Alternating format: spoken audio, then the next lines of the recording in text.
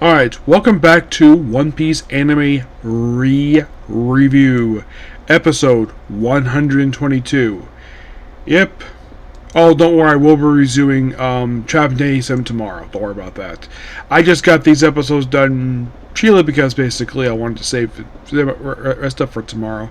Plus, I did read book 2 of Trap Day 7, so I'm ready for that one. So, we're discussing the last 4 episodes released for Part 14 and the first 4 episodes of Part 15, the Wano arc. Basically, these are episodes 1057 to 1064. Mostly put for the first chunk of these episodes is basically the culmination of the fight between King versus Zoro and Queen versus Sanji. In the case of Sanji versus Queen, they basically battle in the geisha area, which of course one geisha gets injured, and of course Sanji gets blamed for it, despite the fact he has nothing to do with basically her injury. And he questions himself a lot, and of course then it's shown that Queen has the abilities of the Germa, like the laser eyes, the stretchy arm, all this other stuff, like prove like, yeah, he's better than Judge. And Sanji's fire later turns from red to white, and after a while he actually does finally, he kicks Queen, sends Queen flying twice. The first time was a little bit further, and the second time was straight off Onigashima, which of course he makes one more appearance after this before this arc officially wraps up, and that is end for him for the series. His role in the arc at this point is done.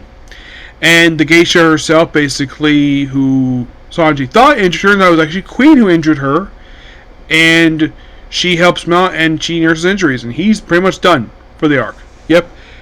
In the case of Zoro versus King, King does this weird thing. He pulls his mask back, where because he's in pterodactyl form, he launches. He does this a couple times, launches straight at Zoro, and then we also see the former Shogun, where the one who's a dick, where he basically sees that Hiyori is alive. This is why the viewers have known this since for quite a while.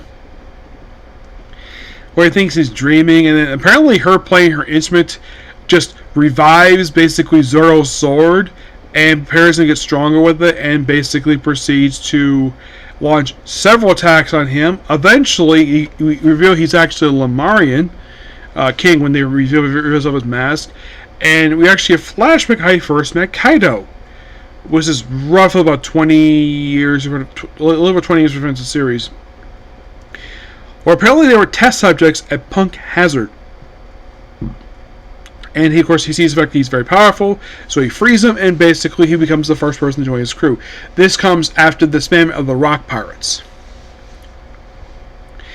In the case of, well, there's also a little bit of advancement here of Big Mom versus Law and Captain Kidd. A little bit, but not much. As like, Kidd is asked by Law to hold her off long enough to prepare for something.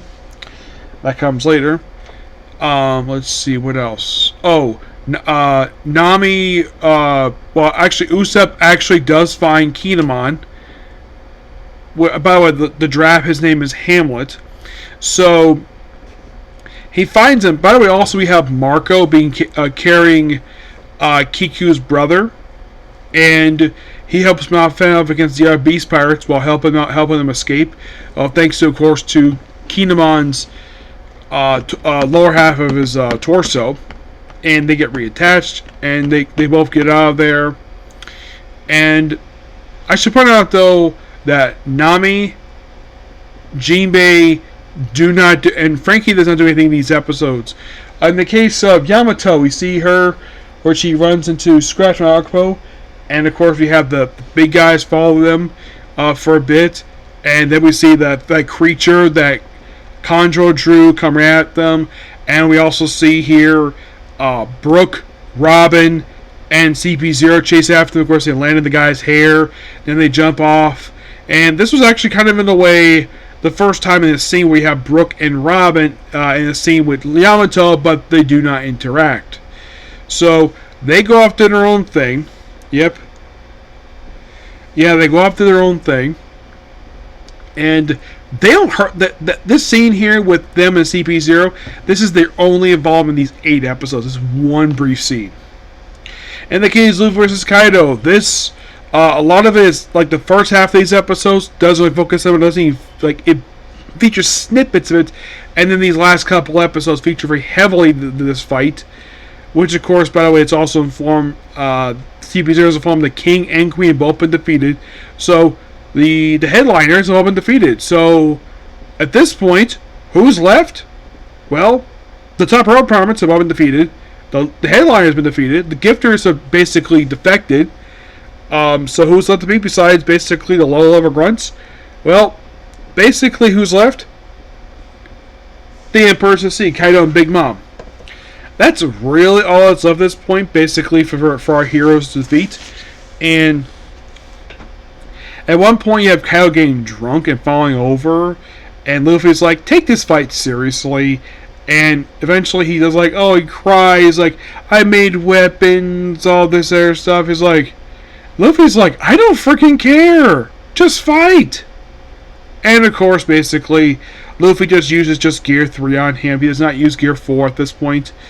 Like, I'm thinking, like, you're probably thinking, like, when is he start using next gear? Not yet. Not for a little bit here.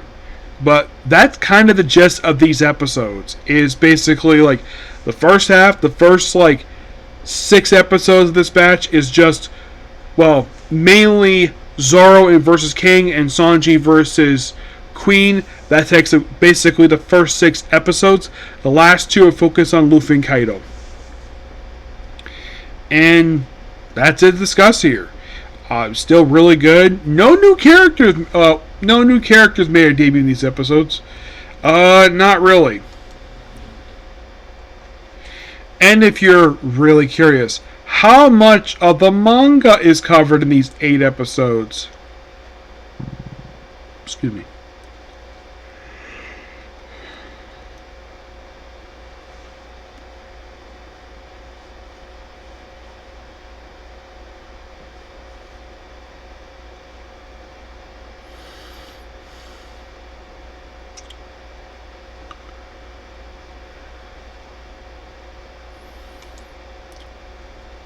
Let's find out. So starting with 1057.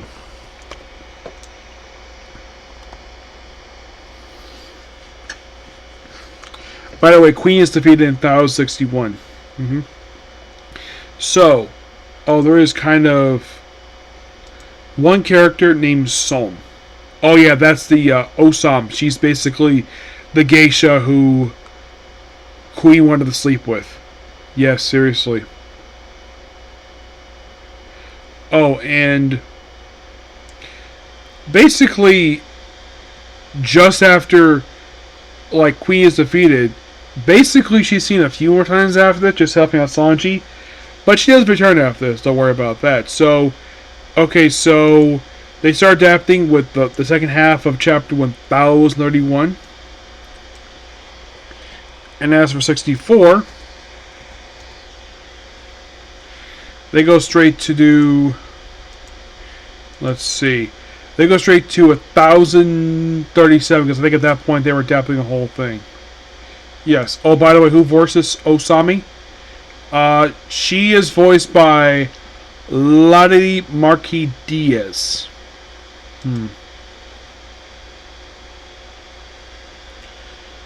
That too voices her in this series. Yeah. But that's pretty much it here.